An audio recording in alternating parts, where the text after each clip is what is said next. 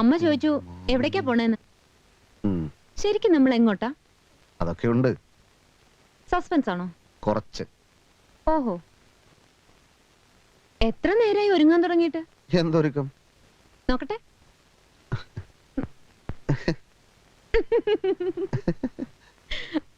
ഇതിലും ഭേദം white wash ചെയ്യായിരുന്നു. അയ്യേ വൃത്തിയേട്.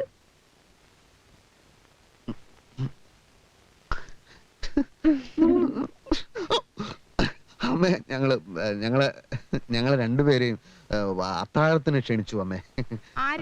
അത് ഞങ്ങളെ പ്രസിന്റെ തൊട്ടടുത്തുള്ള തുണിക്കടക്കാരൻ കണാരൻ, അല്ലല്ല ദാമോദരൻ. എങ്കിൽ പിന്നെ തങ്കമണിയെ കൂടെ വിളിച്ചൂടെ? ഒപ്പം വരാൻ അവക്കും ആശ കാണുമല്ലോ. ഞാനും അത് ചോദിച്ചത് അമ്മേ. അത് അമ്മേ, ദാമോദരന്റെ ഭാര്യ ഗർഭിണിയാണ്.